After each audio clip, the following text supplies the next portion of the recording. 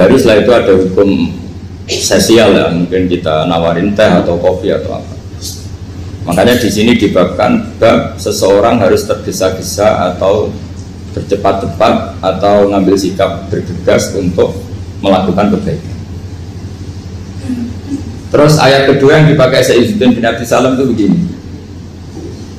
Ketika Allah mensifati orang munafik, status orang munafik itu apa? Wa idza qamu ila sholati qamu kusala. Mereka kalau dipanggil untuk sholat, ya berangkat tapi kusala secara malas-malasan. Sehingga untuk menunjukkan kita loyal sama Allah itu, ya paling tidak ada sikap di atas rata-rata. Ya. Makanya ada sa'i, ya, lari-lari kecil. Tawaf juga disunatkan ada lari-lari kecil, disebut ar-romal. Romal itu lari-lari kecil. Untuk menunjukkan bahwa kita loyal sama Allah itu tidak sakobri cara Jawa. Nah itu dibabkan sendiri. Jadi beda antara tergesa-gesa sama ekspresi serius. Jadi musyawarah itu ya kira-kira kan nggak mungkin lah kita dipanggil rektor atau kiai atau orang tua kita terus jalan leha-leha itu kan nggak mungkin. Nah contoh yang diambil di sini begini. Ketika ada debat terbuka antara Fir'aun dan Musa, saya ulang lagi ya, ada debat terbuka antara Musa dan Fir'aun. Kan Nabi Musa datang ke Fir'aun. Lalu kata Fir'aun, ini asal-usul ayat ini saya terangkan sejarahnya. Kata Fir'aun, lalu kalau kamu tidak nuhankan saya, Tuhan kamu siapa? Terus kata Musa, Rabbus samawati wal ardi, yang nuhani langit dan bumi. Fir'aun masih berkelit. Kalau Tuhan di bumi, setahu saya kemana-mana yang dituhankan saya, kata Fir'aun. Ma'alim tulakum min ilahin ruiri. Terus Nabi Musa masih ngendikan, ya sudah Tuhan yang nuhani langit. Terus Fir'aun manggil Haman. Haman itu arsitekturnya Fir'aun. Ya Haman ibnili sorhal ali abduhul asbab samawati fa'attaliya ila ilahi Musa. Haman bangunkan kami piramida yang tinggi. Saya ingin melihat Tuhannya Musa. Musa akhirnya mikir, karena kalaupun Fir'aun bisa naik ke langit tetap tidak bisa melihat Tuhan. Kita tahu Tuhan nggak bisa dilihat. Kita yang mukmin aja tidak lihat, apalagi Fir'aun rivalnya. Akhirnya Musa ganti argumentasi, yaitu argumentasinya Musa, Rabbukum wa Rabbu abaikumul awwalin. Ini perlu diingat dan perlu saya sampaikan. Yang nuhani kamu dan yang menuhani leluhur kamu, itu sangat memukul Fir'aun. Karena logikanya kalau Fir'aun itu Tuhan, berarti babanya dulu tanpa Tuhan. Ini ada Tuhan terlambat. Jadi kalau Fir'aun Tuhan, berarti banyak tanpa Tuhan, karena zaman era mbahnya belum ada Tuhan. Karena perdebatan itu banyak penggawa Fir'aun yang mukmin. Wah ini Fir'aun nggak bener ini. Kalau dia Tuhan berarti babanya tambah. Karena kalau iman itu akan diadili, akan dieksekusi, maka orang ini berstatus rojulum mukminum min ali Fir'aun yaktum imanah. Maka di Quran diterangkan wa qala rojulum mukminum min ali Fir'aun yaktumu imanah. Ada seseorang yang iman tapi menyembunyikan iman. Lah orang ini selalu ikut rapat di rapat-rapat penting Fir'aun, termasuk rapat ketika Fir'aun dan para tentaranya memutuskan membunuh Musa. Karena dia ikut rapat dan eksekutornya besok disuruh nangkap Musa, orang ini malam itu juga nemuin Musa terus bilang innal mal ayat tabiru nabikal yaqtulu ka Musa. Rapat tadi malam memutuskan kamu besok dibunuh, maka kamu harus bergegas meninggalkan Mesir. Nah, dari kesimpulan itu, dari cerita itu kemudian diambil secara hukum fikih bahwa untuk menyelamatkan darah harus jasa, harus bergegas. Andai kan Musa itu kok sak kobre, sak sempate, maka keburu. Andai kan ini rojul ini tadi, orang tadi penasihat tadi, kok sak kobre ya, maka berarti Musa terlanjur tertang. Jadi itu pentingnya ulama ya. Jadi cerita yang linier, cerita yang seakan-akan cerita di tangan ulama tetap menjadi al-ahkam al-fiqhiyah, menjadi ketentuan-ketentuan apa? Fikih. Jadi yang diambil di sini adalah lelaki tadi yang ikut rapat tadi bergegas menemui Musa, memberitahu kalau kamu besok mau dieksekusi, fakhrus, maka kamu harus secepatnya keluar dari Mesir untuk menyelamatkan diri. Terus oleh Sayyidina bin Abi Salam dibabkan bab harus tergesa-gesa menyelamatkan darahnya orang apa? Islam. Jadi ini penting saya sampaikan. Jadi al-qasas ya, semua cerita di Quran itu tidak sebagai cerita, karena Quran tidak ingin melahirkan pendongeng, tapi harus menjadi ibrah, menjadi teladan. Jadi makanya terus di kitab-kitab ulumul Quran diterangkan al-qasas, ya, beberapa cerita di Quran adalah semuanya menjadi ketentuan fikih. Saya ulang lagi ya, semua cerita yang ada di Quran itu menjadi ketentuan fikih, meskipun alurnya apa? Cerita. Kayak tadi kan alurnya cerita bahwa lelaki ini bergegas nemui Musa supaya Musa cepat keluar dari Mesir. Terus dibabkan babul musaroah ilam musifid. Saya teruskan. Wa kama laro'aina ma yaqtulu musliman law tabtu'u alaihi laqata lahu fal musaroah ila takhrisihi min wajibatun.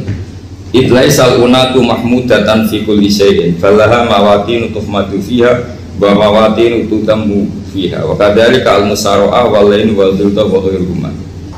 Terus cara berpikir ulama, saya pernah baca dalam satu sejarah ulama besar namanya Sufyan Ats-Tsauri.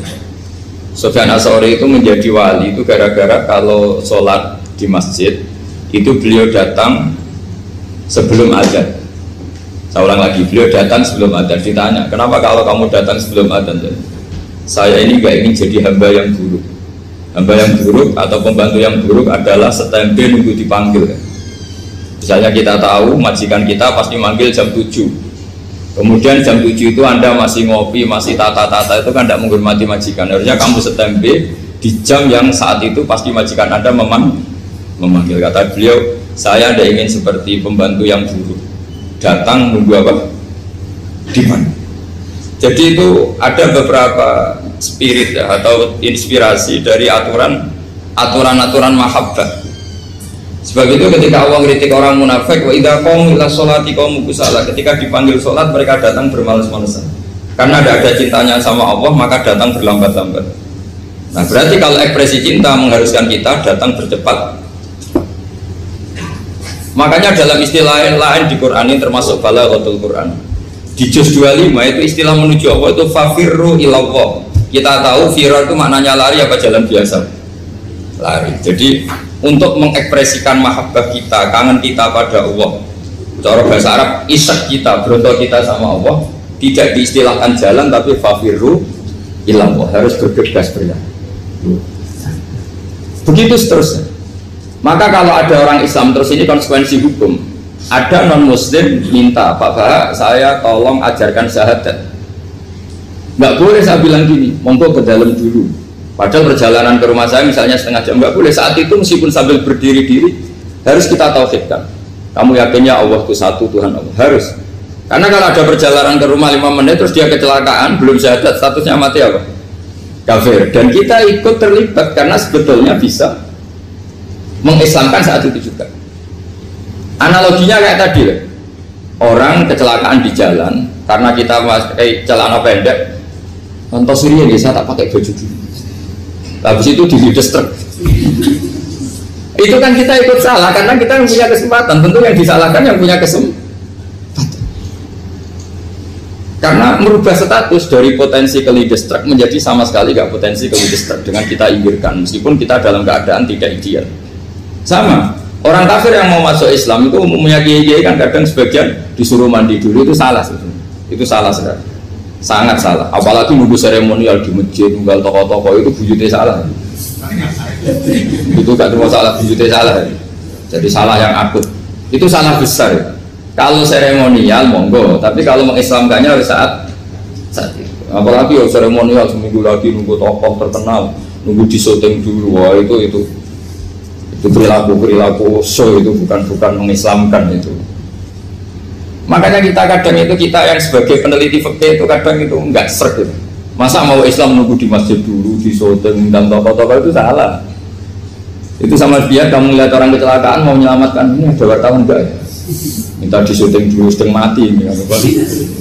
Jadi kita normal saja dalam Islam, sesuatu yang mendesak, yang emergensi ya perlakuannya harus cepat. Sehingga dibabkan faslun fil musaroah ila musifid fitimah. Jadi ada beberapa contoh di Quran memang aturannya seperti itu. Makanya semua redaksi Quran tentang menuju Allah diredakseno fafirru ilallah. Makanya di tawaf ada ekspresi romal, jalan agak cepat. Di sa'i juga ada momen-momen kita harus romal berjalan cepat. Di beberapa aturan juga seperti itu.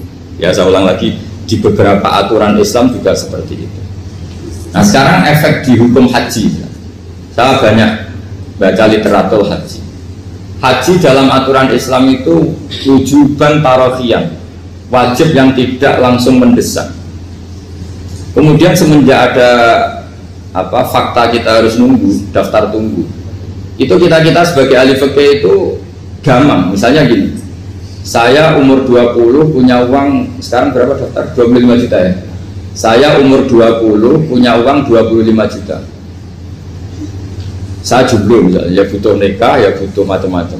Itu wajib daftar haji apa enggak? Karena kalaupun daftar nunggu 20 tahun. Nah sekarang kalau ada orang umur 50 tahun punya uang 25 juta, menurut Anda wajib daftar saat itu apa enggak? Mau daftar saja bisa game gitu. Jadi kalau misalnya umur 50 ditambah 25 kan 75. Itu kalau orang sumpah sudah tetap mati itu. Maka itu menjadi pertanyaan, apakah fikih ini kita rubah? Karena dulu kan orang itu longgar semua. Karena haji zaman Nabi pun tidak langsung dilakukan saat pertama diwajibkannya haji. Jadi Nabi punya sisi unik. Pertama ada tahun diwajibkannya haji, Nabi tidak langsung haji. Sebab itu ulama berkesimpulan kalau wajibnya haji tidak langsung. Maka fikih itu memang unik. Sholat juga gitu. Ada istilah begini dalam sholat. Watajibu sholat ala kulli muslimin wujuban muwassa'an. Di semua kitab fikih takbirnya seperti itu redaksinya. Wajib sholat dilakukan orang Islam wujuban muwassa'an, wajib yang ada longgarnya. Sehingga ketika zuhur jam 12 WIB kita dengar azan, boleh sholat setengah 1, jam 1, setengah 2, jam 2. Karena memang wujuban muwassa'an, memang ada batas akhir waktu misalnya sampai setengah 3. Nah problemnya begini, misalnya setengah 1 Anda pasti dipanggil majikan kamu yang diharuskan melakukan satu aktivitas, misalnya Anda pilot, yang nggak mungkin sholat lagi di kokpit. Apakah status wujuban muwassa'an, wajib yang longgar menjadi hilang karena setelah itu tidak ada kesempatan lagi sholat? Apa tetap kita sebagai ahli Islam yang agak balelo tapi alim, misalnya ya sudah tetap jadi pilot, nanti kan ada aturannya sendiri, ada rukhsahnya sendiri, ada kemurahan sendiri, kita sudah jadi pilot. Misalnya sholat tanpa harus menghadap kiblat, sholat yang tetap di perjalanan. Kira-kira Anda kalau jadi ahli fikih milih mana? Milih harus sholat di depan apa tetap memberi kelonggaran? Gak apa-apa sholat sambil apa? Nyuper ya, sambil pilotin apa pesawat. Anda milih mana? Karena kalau konstitusi ilmu itu memang harus ada, dengan tanda kutip ya, memang harus ada nakalnya. Kalau nggak nakal malah gak sah. Memang unik ilmu itu. Karena ilmu itu kalau dipaksakan lurus terus, itu nanti malah bengkok karena menghilangkan rukhsahnya Allah, kemurahan Allah. Tapi kalau dipaksakan rukhsah terus, murah terus, nanti dianggap menyepelekan hukumnya Allah. Maka kita yang ahli fikih itu pusing. Misalnya saya sering ditanya, Gus saya ini supir bis, kan musafir terus, berarti saya boleh nggak puasa terus panjang Ramadan? Coba kalau ada jadi ahli fikih mesti bingung. Mau boleh, ya boleh terus supaya orang nggak peduli sama Ramadan. Mau mengatakan wajib puasa, kayak nggak peduli dengan kemurahan Allah yang membolehkan musafir tidak puasa. Coba loh, Anda jangan jadi ekstremis yang misalnya bantah kok protes dong, ini kan.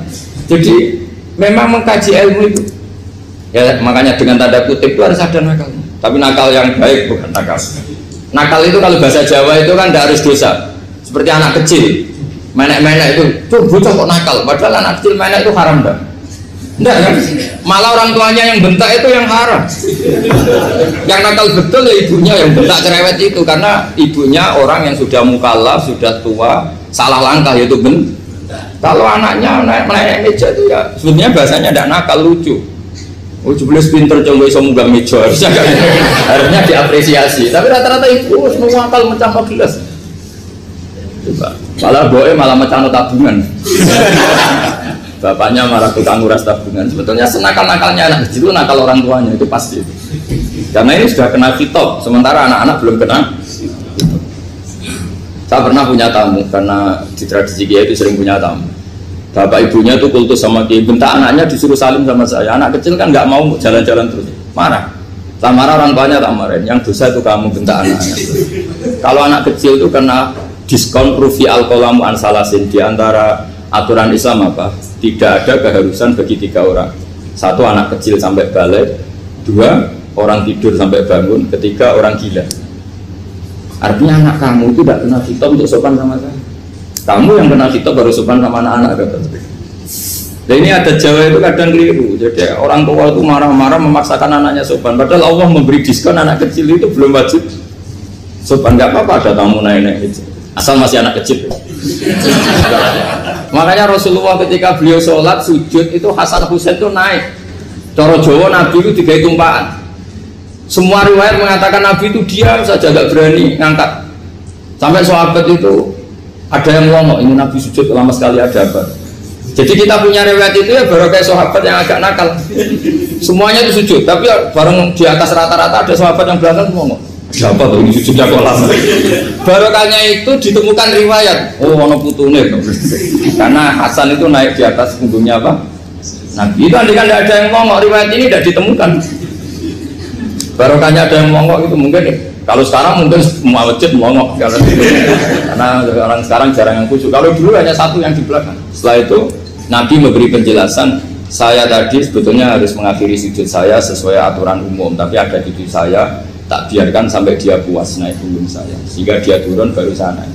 Filosofinya apa? Begini, anak kecil 1 tidak kena khitab, 2 jangan sampai sholat itu jadi problem. Kalau Nabi nyentak Hasan, membentak, putu lono bayi sholat kok diganggu, maka sholat menjadi trauma. Gara-gara sholat bahasa bentak saya. Lama-lama anak ini trauma dengan sholat karena dianggap problem. Makanya saya termasuk kiai nggak berpendapat anak kecil nggak boleh di masjid. Sering kan anak kecil di masjid, wajah khutbah ramai. Saya termasuk setuju tetap boleh. Kalau dibentak di masjid maka dia trauma dengan masjid. Bangsa ke masjid dibentak. Lagi pula kadang-kadang orang tuh gaya-gayaan toh. Wah suami orang khutbah ramai nih. Padahal kalau nggak diramein anak-anak malah dia tidur.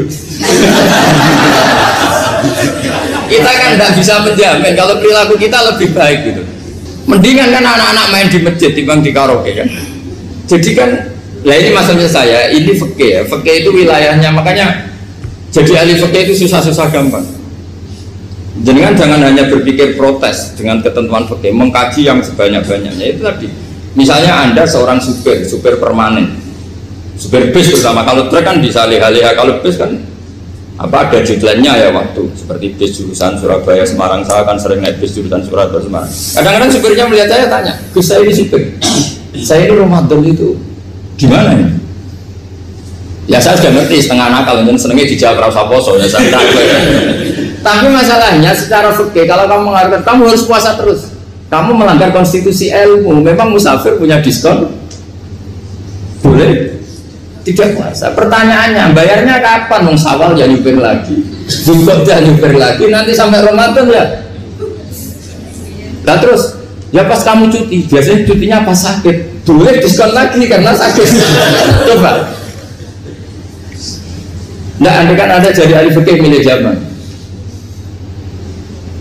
Lu kalau orangnya soleh terus kayak ustadz-ustadz di sini kayak dosen UI kan, masa dosen UI Universitas Islam nggak Islami kan nggak mungkin. Mungkin memilih poso kan. Masalahnya ini kan hukum untuk orang kebanyakan, nggak boleh hukum musuh gak kuat. Sahur jam 3:30 ngambil vitamin pokoknya harus kuat.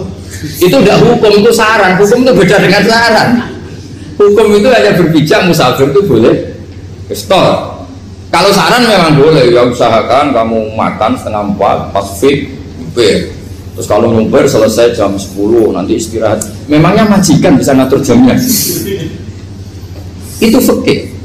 Maka menjadi perdebatan yang namanya pergi itu apa? Menurut Imam Syafi'i pergi itu ya dari rumahnya ke tempat yang asing yang tidak wilayahnya namanya pergi. Menurut Imam Ahmad bin Hanbal enggak. Pergi itu tidak kerja. Jadi orang yang supir yang seperti itu namanya tidak pergi tapi kerja. Tanyakan ke publik, misalnya jenengan ke UI, istri kamu atau suami kamu ditanya, istri kamu kemana? Kira-kira jawabnya bilang pergi jalan-jalan apa bilang kerja? Kerja. Makanya kata Imam Ahmad bin Hanbal, mudi musafar atau orang yang berprofesi, yang profesinya memang harus pergi, kayak traveling atau supir, maka itu namanya tidak pergi, namanya itu kerja. Karena apa? Sekali distatuskan pergi, maka ikut status yang dikatakan Allah dan Rasul, dapat diskon, boleh tidak puasa. Maka terus kita debat tentang definisi. Nah, definisi ini penting karena yang menjadikan hukum rubah itu definisi. Misalnya gini, mbak ini ngaji saya, statusnya kalau pakai status saya ajnabi, orang lain bapak ajnabiyah, maka hukumnya saya melihat bapak ini haram karena statusnya ajnabi melihat ajnabiyah yang tidak mahram. Tapi kalau di fikih itu ada statusnya. Antara lelaki boleh muwajahah sama perempuan adalah satu untuk belajar, dua untuk muamalah, tiga untuk kesaksian, empat untuk pengobatan. Itu kan ada pengecualian. Sehingga statusnya sekarang Mbak itu belajar, apa ini melihat Gus Bah atau Gus Bah itu mengajar atau gimana, itu statusnya bisa rubah. Makanya kalau sebetulnya kalau kita marung di warung misalnya Padang, kita nggak pilah-pilah, kebetulan pelayannya perempuan itu masih bisa dipilah secara fikih. Saya muamalah marung, cuma kebetulan penjaganya. Tapi masalahnya Papa ini punya daftar penjaga yang cantik, masalah. Maka pertanyaannya itu marung ke situ demi marung apa demi melihat? Tidak jawab saja. Demi marung apa demi melihat? Kalau demi marung sepakat yang penjaga yang sangar-sangar juga banyak.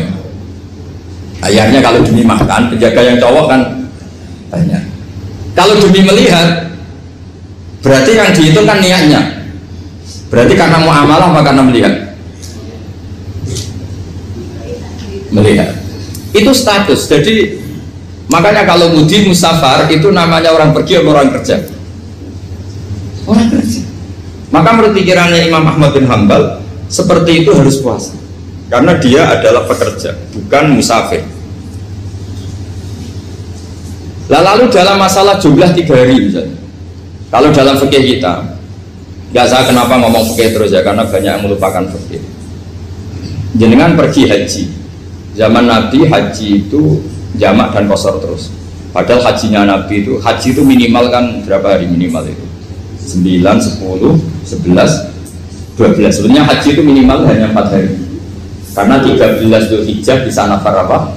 Awal. Kalau nafar awal berarti nggak ada kewajiban nafar sani. Berarti yang wajib betul kan tanggal 9 wukuf di Arafah, terus 10 biasanya ifadah sama balang jumroh apa? Akobah, terus 11, 12 itu kan sudah boleh cabut karena apa? Nafar apa? Awal. Berarti nggak usah nafar apa? Sani. Berarti hanya berapa? 4. Tapi Nabi haji di Mekah Madinah itu sampai 40 hari karena perjalanan. Pertanyaannya, ketika Nabi menjamak dan mengqashar itu cara Imam Syafi'i lis safar. Karena Nabi orang Madinah datang ke Mekah dengan jarak 460 kilo, maka Nabi boleh jamak dan qashar. Jadi pikiran Imam Syafi'i, jamaknya Nabi itu lis safar karena pergi. Cara pikiran Imam Malik enggak, jawabnya Nabi itu lin nusuk. Nabi menjamak sholat itu karena melakukan ibadah haji. Efeknya adalah orang Mekah kalau haji itu cara Imam Malik meskipun jaraknya dekat boleh apa? Boleh apa? Qashar, boleh jamak qashar. Lalu terus ada pertanyaan fikih lagi. Lalu jamak qashar itu karena pergi apa karena masyaqqah? Karena repot. Coba kalau sampean kira-kira jawab. Misalnya kita orang kaya bawa uang 1 miliar, naiknya Alphard, ada supirnya, ada ajudannya, pergi di jarak 100 kilo. Masyarakatnya kan tidak ada sama sekali, apalagi di tol kebetulan nggak macet. Kira-kira boleh jamak nggak? Boleh, terus karena pergi, tapi kan nggak ada repotnya sama sekali. Dibanding misalnya yang ngebis bawa beras 1 kintal gitu, udah gitu suruhan orang lagi kan pusing. Maka fikih ini untuk memberi hukum itu, kalau fikih itu menstatuskan dulu. Ini orang boleh jamak itu karena masyaqqah apa karena safar. Lalu kalau setelah karena safar itu karena jaraknya apa tingkat masyaqqahnya.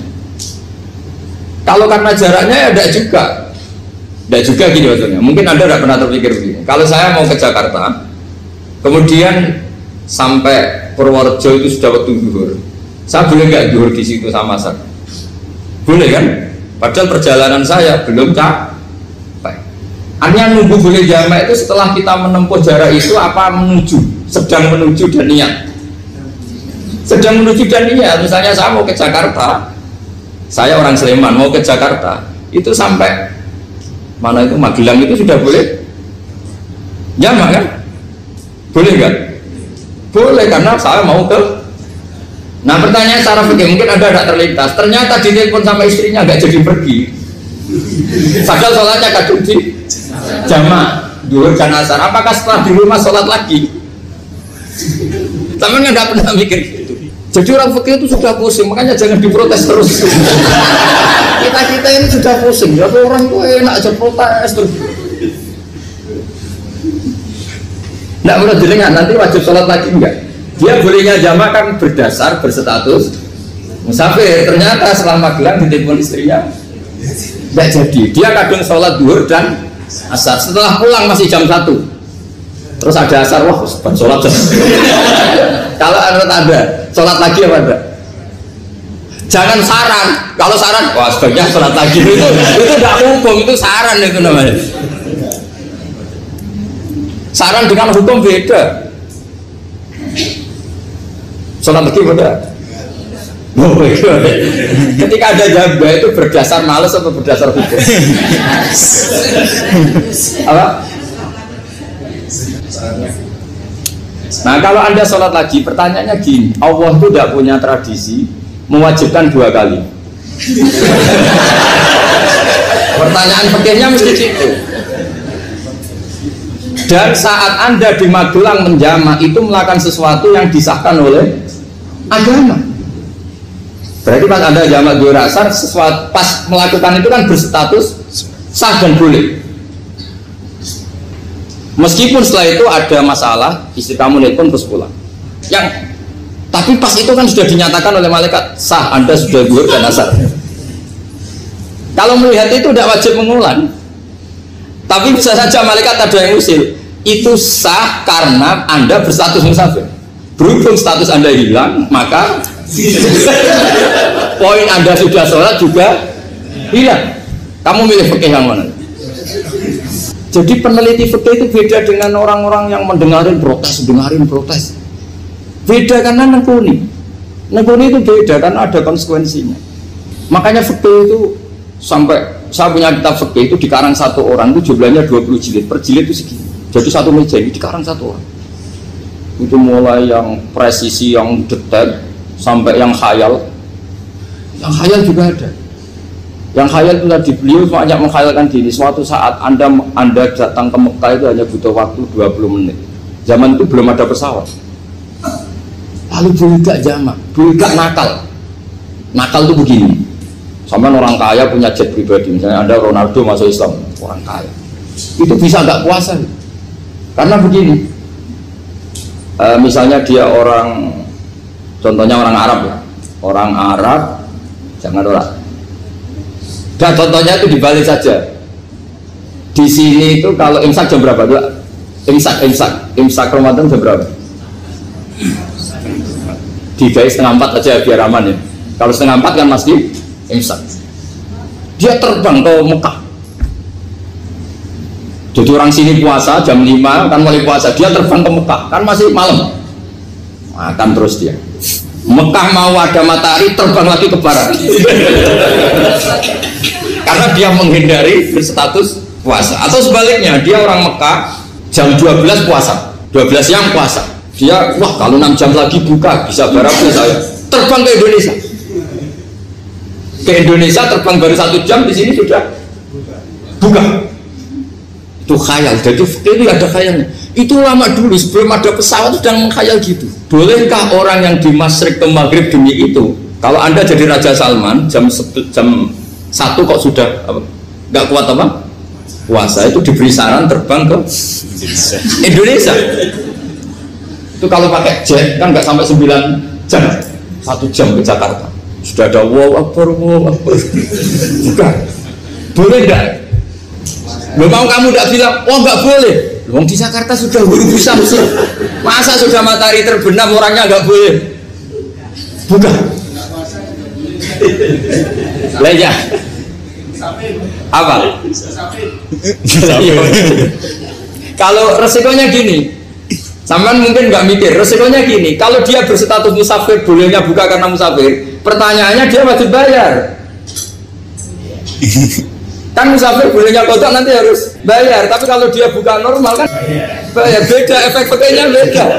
Sampean jangan protes, Gus Baik gimana, mau ngaji mana tidak sedang. Ini kan ngajinya para dosen, para pegawai, jadi harusnya itu jadi mufti, ngaji untuk jadi mufti. Bukan ngaji untuk mendengarkan. Jadi makanya saya mohon jangan sering protes sama ulama itu sudah pusing. Karena efek-efek hukum itu tidak gampang. Kayak tadi misalnya kalau dia boleh buka atas nama musafir, resikonya wajib bayar. Masalahnya Raja Salman ini mau enggak dia inginnya. Maka pertanyaannya itu kitab yang milik saya tadi yang 20 jilid tadi, ulama itu mulai dulu sudah membayangkan bagaimana kalau suatu saat ada satu kendaraan. Kenapa ulama bisa membayangkan itu? Karena ada buruk. Meskipun mereka nggak numpak buruk, hanya Rasulullah, tapi kan bisa membayangkan ada toyil waktu. Waktu itu bisa dilipat. Karena ulama dulu ahli astronomi, jadi bumi itu bulatnya gini, muternya gini. Berarti suatu saat ada satu ilmu di mana orang ambil satu posisi terus melewati toyil waktu, ngalami lintasan waktu. Mulai dulu itu sudah dibicarakan. Pertanyaannya lalu status orang ini kayak apa? Misalnya tadi orang Mekah ingin cepat buka terbang ke Indonesia. Orang Indonesia menghindari imsak, misalnya 3:30, dia belum sahur. Wah kalau saya di Indonesia ini sifatnya sahur. Wah saya tak terbang ke Mekah. Wah kan terbang di Mekah ternyata masih jam 8. Wah bisa makan sepuasnya jam 8 malam, maksudnya jam 20. Kan enak juga. Baru warak balik ke Indonesia terus jam 1 siang. Jam 1 siang kalau ingin cepat buka terbang ke timur langsung buka. Berarti dia kira-kira masa aja 3 jam. Tapi terus ya mungkin kalau sampean tahu kok suruh repot-repot ngono tinggal turu blok sinetron kok buka dewe. Itu tidak hukum, saran itu namanya apa? Kalau hukum tetap tadi yang dikatakan puasa adalah imsak, mulai jam imsak sampai ghurubus.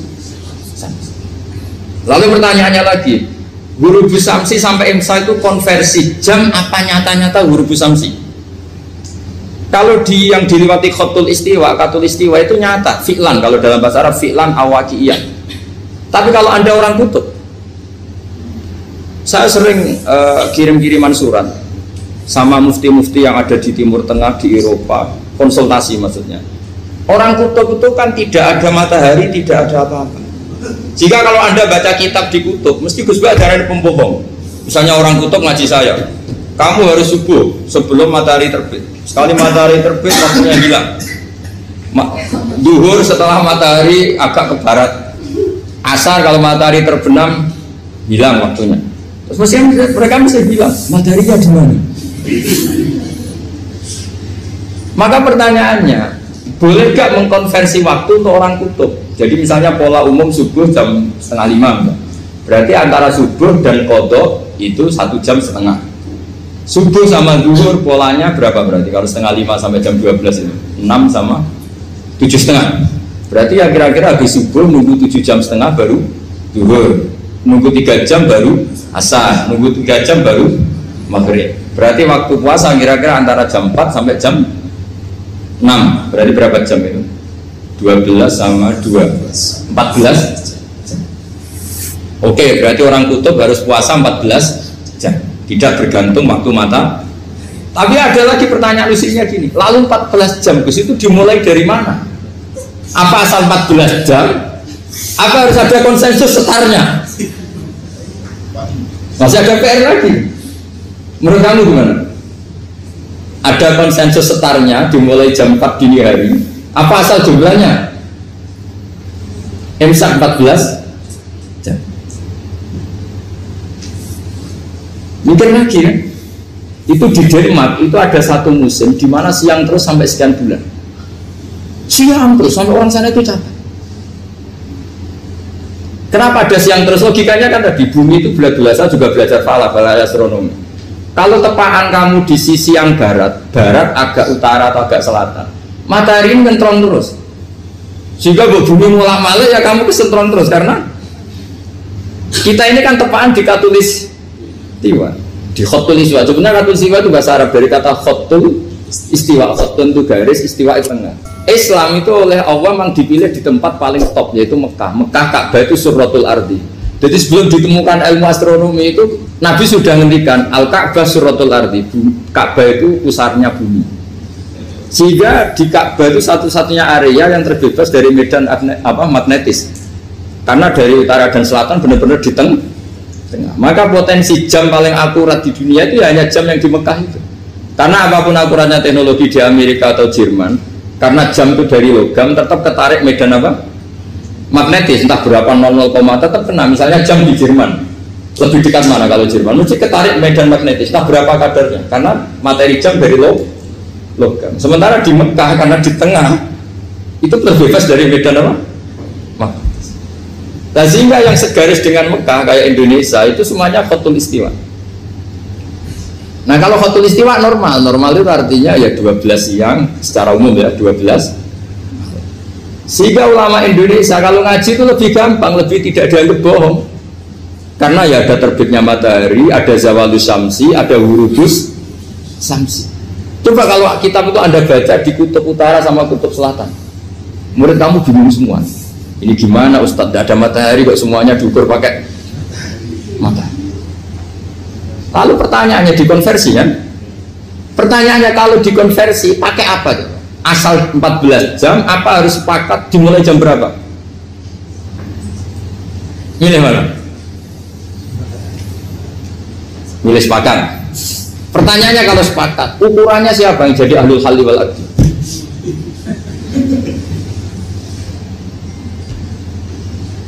Jadi orang fikih itu sudah bingung, makanya saya mohon jangan sering diprotes. Saya pernah ketemu ulama, saya kan sering ikut komunitas di New York, itu andaikan tidur, itu pas persis Ka'bah. Jadi buminya itu kalau dibur pas persis Ka'bah. Lalu pertanyaannya, ada kiblat tidak di sana? Ya bumi kan gini ya, kalau dalam bahasa falak itu ada rubuk namanya. Rubuk itu bumi yang sewaktu itu hanya yang seperempat. Ya bumi yang sewaktu itu hanya seperempat. Jadi kita sekarang siang, berarti yang baru siang hanya seperempat bumi. Nanti yang malam ya hanya seperempat bumi. Ya misalnya sekarang kita di sini siang, di Arab Saudi kan belum, ini masih 5:30. Ini sekarang di Arab Saudi baru setengah. Nah itu ada daerah di mana dengan Ka'bah itu pas atas sama bawah. Harusnya kan bebas arah. Apa? Bebas arah. Lalu orang sana sholatnya itu menghadap kemana? Pernah ulama New York itu minta fatwa ke Rabitatul Alam al-Islami. Lalu kita harus menghadap kemana? Makanya dalam dunia anekdot ulama itu ada anekdot Abu Nawas itu orang yang nggak pernah kalah debat. Dia itu terkenal nggak pernah kalah debat. Tapi dia ada ilmuwan. Dia punya tetangga ilmuwan, punya pengaruh besar. Semua orang ngaji ke ilmuwan itu. Mantelnya bukan main, karena dia ahli falak, ahli astronomi. Mau nandingi dia tidak bisa, gak nandingi itu reputasinya jatuh. Orang itu berteori kalau bumi itu bulat-bulat. Kalau kamu jalan ke sini, maka akan ke titik yang suatu saat si profesor ini kemalingan, terus minta tolong Abu Nawas rumah saya kemalingan. Terus lari kemana malingnya? Ke timur. Setelah ke timur, larinya ke timur. Abu Nawas lari ke barat. Lari ke barat. Terus ditanya, sudah tak bilangin malingnya lari ke timur, kok kamu lari ke barat? Nanti ketemu di titik yang sama. Sementara itu profesornya mangkel. Oh kamu nyindir loh. Artinya Abu Nawas gak terima. Teori anda itu gak bisa. Secara keilmuan benar, tapi secara faktual gak boleh. Berarti kalau ada orang ngejar istrinya lari ke timur, dia harus tetap ke barat. Nanti ketemu di titik yang sama. Jadi malingnya tuh lari ke timur, Abu Nawas ngejar ke barat. Ketika ditanya profesornya, sudah bilangin malingnya tuh lari ke timur, kenapa ada ke barat? Kata anda nanti ketemu di titik yang sama karena bumi bulat-bulat. Nah pertanyaannya gini, lalu kalau yang segaris itu ada arah enggak? Kayak New York tadi. Menurut kamu tetap berkiblat apa enggak usah? Loh kalau yang rubuk jelas. Loh kalau rubuk begini loh, misalnya begini, terus kamu di sini sama sini kan masih ada arah, tapi kalau sini sama sini masih bisa kiblat. Sama nggak usah protes, orang fikih sudah pusing, nggak usah diprotes, karena yang dipikir itu macam-macam. Nah ya makanya ini kan, ini mengkaji ya, saya mohon ya kayak tadi